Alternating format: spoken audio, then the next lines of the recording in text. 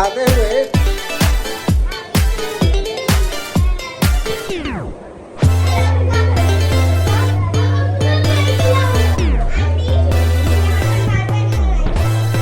आखिरकार मैंने लिया। अच्छा एक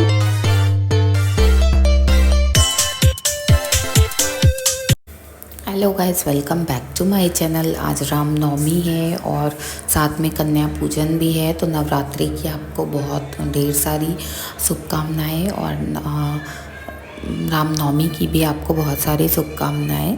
ये चैत नवरात्रि के टाइम में ये दोनों ही एक दिन पड़ जाता है, तो मैं लग गई थी नवरात्रि की प्रिपरेशन में। तो मैं आज बना रही थी प्रसाद, माता का प्रसाद, जिसमें मैं पूरी आलू परवल की सब्ज़ी जो बिना लहसुन प्याज की बनती है, जो सेंधा नमक में बनती है। उसके बाद फिर काला छोला बनाई थी मैं, जो चना होता है ना उसका, बिना लहसुन प्याज, उसमें भी मैंने सेंधा नमक यूज़ करा था। फिर मैं खीरा की रायता खीरा का बनाई थी, चूँकि बच्चे लोगों को बहुत काफ़ी पसंद होता है वो, तो मैं वो भी सेंधा नमक में ही बनाई थी। उसमें मैंने जीरा भून के डाला था और थोड़ी सी लाल मिर्ची भून के और थोड़ी सी हरी मिर्ची कटिंग करके डाल दी थी। तो आप देख सकते हो मैं सुबह सुबह उठ के इसी के प्रिपरेशन में लगी थी। तो ये सब बनाने के बाद फिर मैं जल्दी जल्दी फटाफट सब कर ली थी।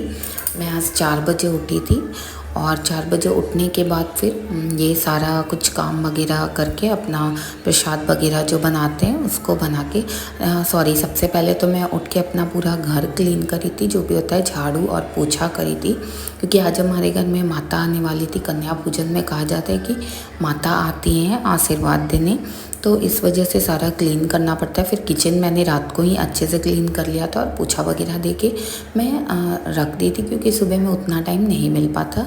8 बजे तक मुझे कंप्लीट चाहिए था। मेरे आज रामनवमी भी थी और मेरे मायके में रामनवमी की बहुत धूमधाम से पूजा होती है, तो मेरा भाई यहीं था, उसको जाना था।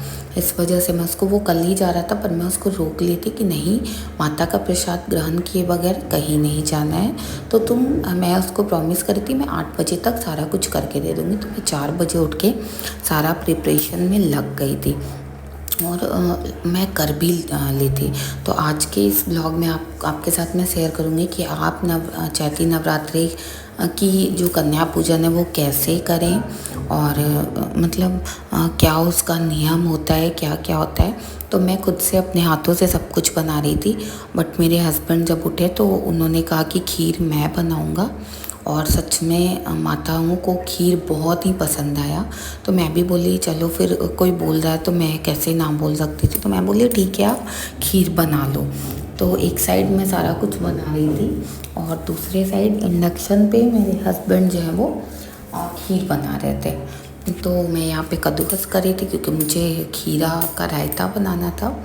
तो दही भी मैं मंगवा ली थी, दही माना जाता है ना, शुभ माना जाता है, तो इस वजह से मैं सोची कि एक आइटम मैं थोड़ा बढ़ा के देती हूँ। और बहुत ही टेस्टी आज का प्रसाद जो है वो बहुत ही टेस्टी बनता है। तो आज ही मैं अपना उपवास भी खोलने वाली थी। कन्या पूजन के बाद जो सिद्धा वगैरह, हमारे यहाँ पे सिद्धा बोला जाता है, अनाज वगैरह नमक वगैरह छू के पंडित जी को देते हैं ना, तो उसको आपके यहाँ पे क्या बोला जाता है वो कमेंट करके बताइएगा। और आज का ब्लॉग माता के ये पे है, तो जय माता दी कमेंट ज़रूर करें। और अगर आपने अभी तक सब्सक्राइब नहीं किया है मेरे चैनल को तो कर लीजिए, क्योंकि ताकि आगे भी आपको इसी तरह का किसी भी पूजा किसी भी पार्ट में इसी तरह का आपको ब्लॉग देखने को मिले। इसके लिए सब्सक्राइब करना तो ज़रूरी है और बेल आइकन भी दबा दीजिएगा। उसके बाद लाइक कर दीजिएगा। अगर आप मुझे नहीं पसंद करते फिर भी लाइक कर दीजिएगा, क्योंकि ये माता का ब्लॉग है, तो माता के लिए एक लाइक कर दीजिएगा। और कमेंट भी करिएगा कि आपको कैसा लगता है पूजा पाठ करना, जो भी है आप बताइएगा ज़रूर।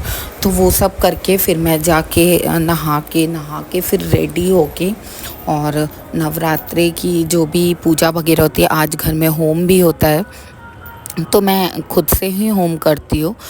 होम मतलब हवन, मैं होम, हमारे यहाँ हवन को होम बोला जाता है।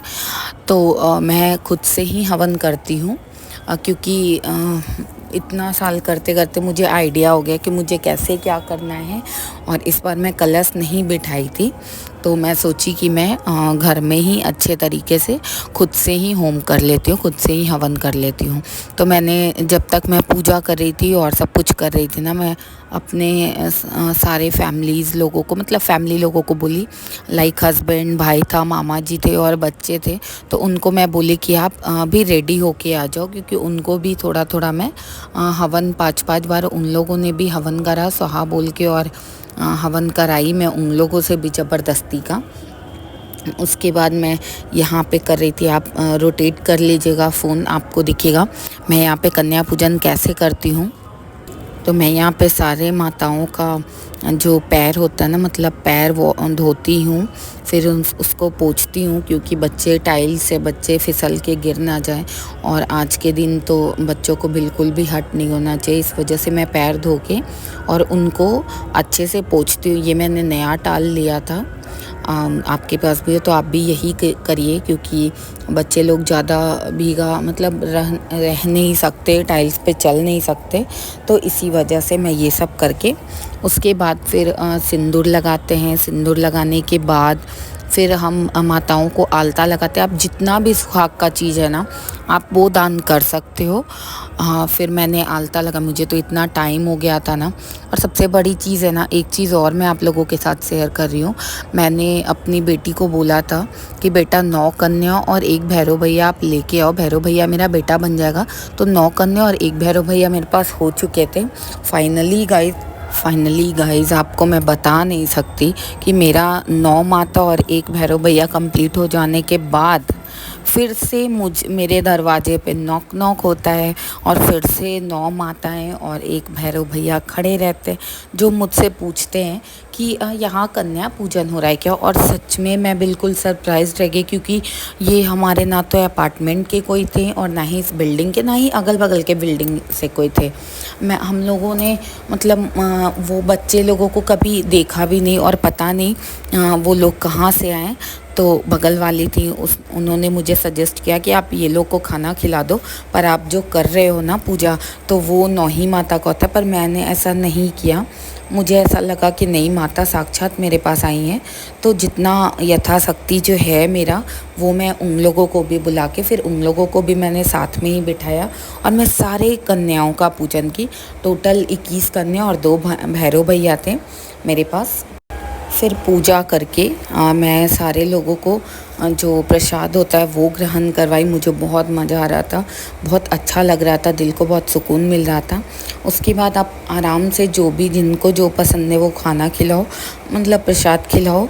और मैं और मेरे हस्बैंड दोनों मिलके सर्व कर रहे थे, क्योंकि एक आदमी से हो नहीं पाता है, इतने लोग, इतने सारे माताएं थी, तो उनका सेवा हम दोनों मिलके कर रहे थे। मेरा जो भाई था वो किचन में पूड़ियाँ तल रहा था, आधा मैं तल चुकी थी और आधा वो गरम गरम तल रहा था, क्योंकि माताओं को गरम गरम उसको खिलाना था।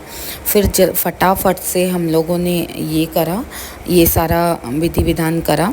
फिर खिला के अभी तो मैं मार्केट नहीं गई थी, लेकिन आप जो चाहो वो दे सकते हो माताओं को, लाइक हेयर बैंड दे सकते हो, बुक्स वगैरह दे सकते हो, कुछ भी दे सकते हो। तो मैं बस 11-11 रुपया ही दी थी, क्योंकि मैं मार्केट नहीं जा पाई थी। मैं भाई को बोली, तो वो बोला कि इस बार कर लो, अगले बार कर लेना प्लीज़, क्योंकि मेरा भी तबीयत नहीं ठीक था और ये हस्बैंड जा नहीं पा रहे थे, और वैसे भी इन लोगों को कहाँ ख़रीदना आता है। देखिए तो गाइज़, देखिए आगे के ब्लॉग में कितना मज़ा आने वाला है आप लोगों को ये सब देख के।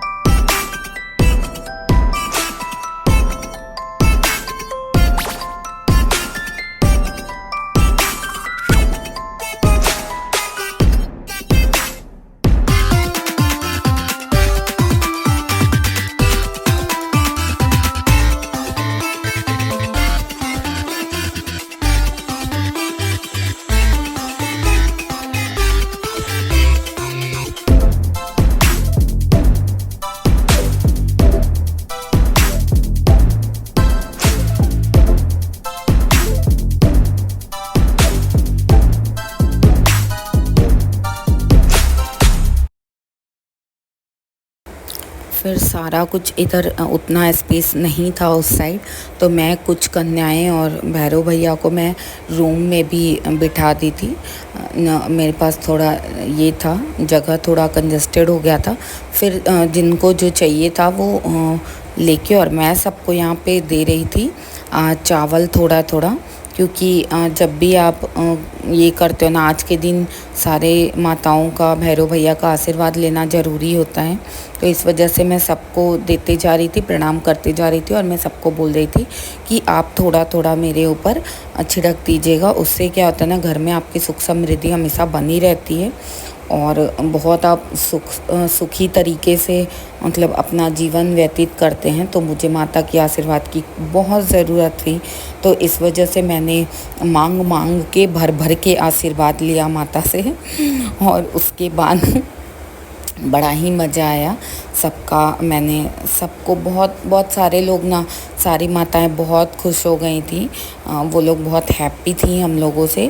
और सबसे पहले मैं करी थी कन्याकुमारी कन्या पूजन, तो इस वजह से सारे माताएं जो है ना वो बहुत अच्छे से मतलब बहुत हैप्पी भी थे और बहुत अच्छे से उन्होंने प्रसाद भी ग्रहण किया।